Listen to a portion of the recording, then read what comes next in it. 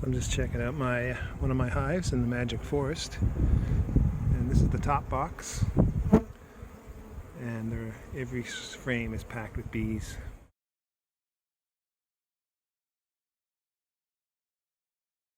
So I was going to check on them, see how they're doing, but I don't need to check on them. They're good, and I know that it's too early for anything like swarming to be kicking in, so I'm just going to leave them alone. And but later on in the year, I'm definitely going to split this hive and try to raise some queens off her, because this hive is the one, or the colony living in this hive is the one that made pretty much 100 pounds of honey by the end of July last year, which is unheard of for me. And they should have swarmed. They were just absolutely packed to the gills with honey, and there was the queen was honey bound, and she didn't swarm. So their swarming instinct is pretty low, it seems. So this is the one. This is the magic one, and we'll see what happens. They've got a bit of pollen right now, little extra protein, and I gave them some syrup a little while ago just in case, but they don't need it. I think they're fine. Just fantastic. Just look at that. You can't. It's probably not coming through on the camera, but there's no space there. All that space is filled with bees. So yeah. Now, if all my hives were like this, I'd be smoking, or I'd be happy. So this is the basic setup that I have for most of my hives in general these days. It's this one has a deep and 2 mediums, but I'm gone. The rest of them have either 3 or 4 mediums going into the winter, and but this is basically the setup. It's just boom, got your boxes, the equivalent of 2 deep boxes, wide open bottom entrance in the winter time that has 1/4 inch mesh covering the screen, or covering the entrance. Then I've got a standard top entrance with a standard inner cover with the notched entrance up top. I got a hole right there.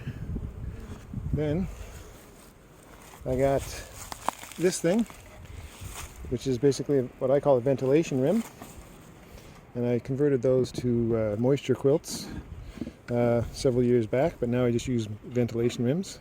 And the moisture quilt was basically like this, except it had a screen bottom instead of the inner cover. And then you'd fill up that thing with wood chips. And instead of wood chips, I just use a pillowcase full of wood chips and straw.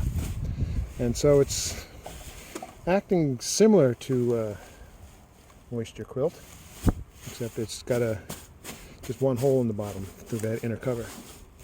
Then I pop this down, and you can see the ventilation holes right there. And then I put a top cover on it, and that's it. This past winter I put yogurt containers as wind shelters above the top entrance, and that didn't seem to do any harm. And I also put a flap of on this one, a flap of black roofing felt from here to here, and it created basically a shelter for the bottom entrance. So it still got ventilation, but strong winds and snow wouldn't clog the bottom.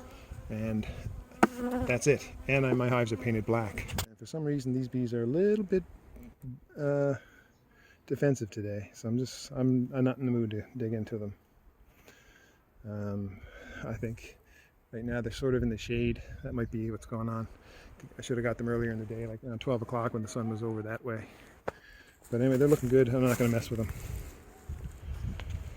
But later in the summer, I'm digging in, and I'm pulling brood, and I'm making queens.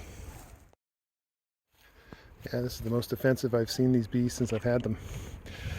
A couple days ago, I removed the bottom mesh, and maybe some mice or something got in there and starting to bug them, stress them out, get them on the defensive, get them on edge. Because I got a few ones. This one, like right here, you can tell the difference between bees that are in a bad mood, want you to go away, and bees that are chilled out. And this bee buzzing next to my head is definitely not relaxed. The other issue with this colony is that that queen is old. She's at least 3 years old, maybe 4 years old. She did really well last year, but I don't know, maybe they're getting defensive because they can feel their queen starting to fade. But hopefully by June I'll be able to get some swarm cells out of them and propagate. Yeah, it's about 3:30 right now, and I think that's for this time of day, or this time of year, I guess. It's too late in the day, I think, to be digging into these hives. My guess is they've done most of their foraging for today, and most of the bees are back inside the hive, because there's not a lot of activity, actually. So it makes me think that most of them have left and come back home. And it's better to just leave them alone. All those older foragers are coming around and they're stuck in the hive, and those are the ones that sting you, right? They're the ones that get defensive. So yeah, I'm just gonna cut my losses and say that this one is probably doing as well as that one and leave it at that.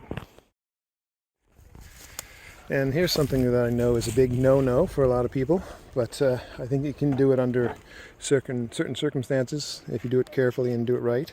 This is an open feeder. It's just a bucket. It was about half full of syrup 2 days ago, and a bunch of straw, and they emptied that in no time. The only bees in this area are my bees. I know that, and they're good. And it's not a big deal. These are healthy bees. I know they're healthy, and I know they're not spreading disease or anything bad's happening. And yeah, now both of these hives got enough honey to keep them going, or enough nectar just to keep them going, and just in case. But I don't think they're low on honey. And getting them out, collecting what they think is more or less nectar. It sort of jump starts them for the year, and good enough. I don't think they need anything. I think I can leave them for the next, I'm going to be gone for the next 10 days, so I think they're going to be good until I get back. Yeah.